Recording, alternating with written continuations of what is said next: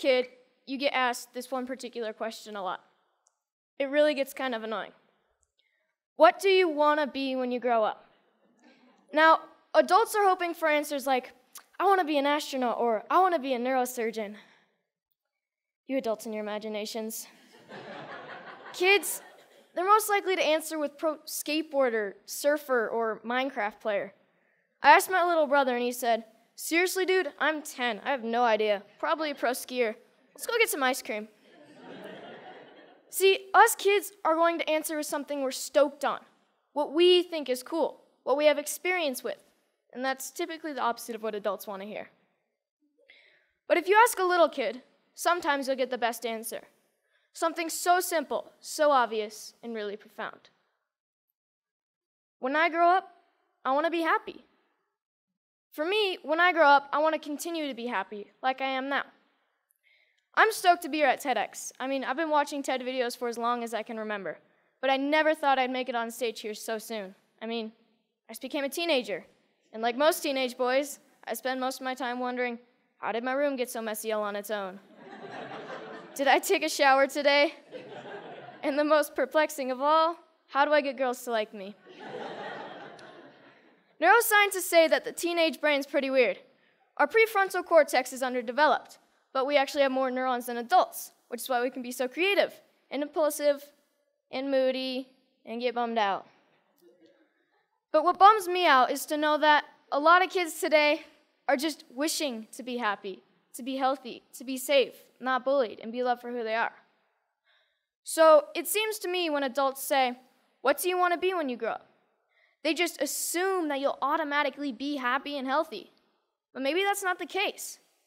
Go to school, go to college, get a job, get married, boom. Then you'll be happy, right? We don't seem to make learning how to be happy and healthy a priority in our schools. It's separate from schools. And for some kids, it doesn't exist at all. But what if we didn't make it separate? What if we based education on the study and practice of being happy and healthy?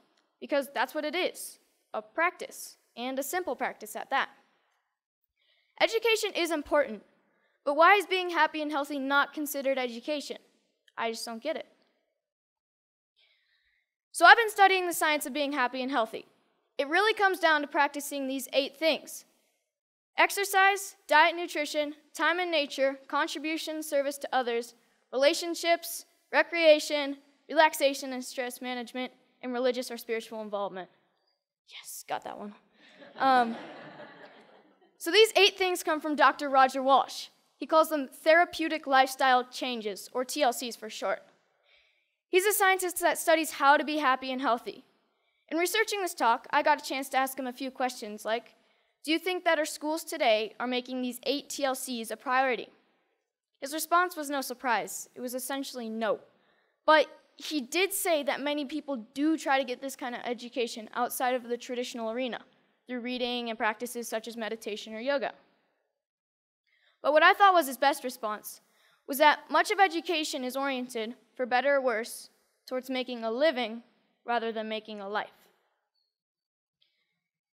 In 2006, Sir Ken Robinson gave the most popular TED Talk of all time, Schools Kill Creativity. His message is that creativity is as important as literacy, and we should treat it with the same status. A lot of parents watch those videos. Some of those parents, like mine, counted it as one of the reasons they felt confident to pull their kids from traditional school, to try something different. I realize I'm part of this small but growing revolution of kids who are going about their education differently. And you know what? It freaks a lot of people out. Even though I was only 9 when my parents pulled me out of the school system, I can still remember my mom being in tears when some of her friends told her she was crazy and it was a stupid idea. Looking back, I'm thankful she didn't cave to peer pressure, and I think she is too. So out of the 200 million people that have watched Sir Ken Robinson's talk, why aren't there more kids like me out there? Shane McConkey is my hero. I loved him because he was the world's best skier. But then one day I realized what I really loved about Shane. He was a hacker. Not a computer hacker. He hacked skiing. His creativity and inventions made skiing what it is today, and why I love to ski. A lot of people think of hackers as geeky computer nerds who live in their parents' basement and spread computer viruses. But I don't see it that way. Hackers are innovators. Hackers are people who challenge and change the systems to make them work differently, to make them work better. It's just how they think. It's a mindset. I'm growing up in a world that needs more people with the hacker mindset, and not just for technology. Everything is up for being hacked, even skiing, even education. So whether it's Steve Jobs, Mark Zuckerberg, or Shane McConkey, having the hacker mindset can change the world. Healthy, happy, creativity, and the hacker mindset are all a large part of my education. I call it Hackschooling. I don't use any one particular curriculum, and I'm not dedicated to any one particular approach. I hack my education. I take advantage of opportunities in my community and through a network of my friends and family. I take advantage of opportunities to experience what I'm learning, and I'm not afraid to look for shortcuts or hacks to get a better, faster result. It's like a remix or a mashup of learning. It's flexible, opportunistic, and it never loses sight of making happy, healthy, and creativity a priority. And here's the cool part, because it's a mindset, not a system. Hackschooling can be used by anyone, even traditional schools. So what does my school look like? Well, it looks like Starbucks a lot of the time. But like most kids, I study a lot of math, science, history, and writing. I didn't used to like to write because my teachers made me write about butterflies and rainbows, and I wanted to write about skiing. It was a relief when my good friend's mom started the Squaw Valley Kids Institute, where I got to write through my experiences and my interests, while connecting with great speakers from around the nation, and that sparked my love of writing. I realized that once you're motivated to learn something, you can get a lot done in a short amount of time, and on your own. Starbucks is pretty great for that. Hacking physics was fun.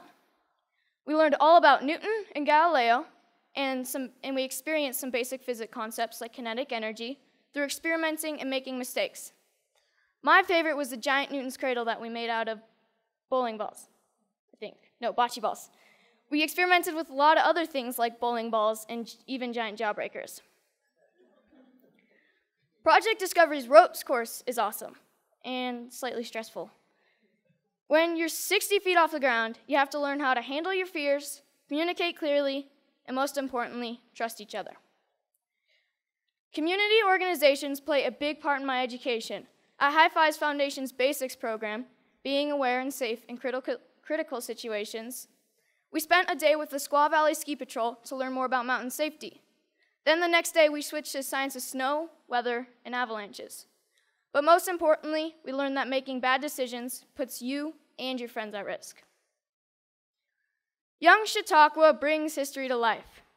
You study a famous character in history until you can stand on stage and perform as that character and answer any question about their lifetime.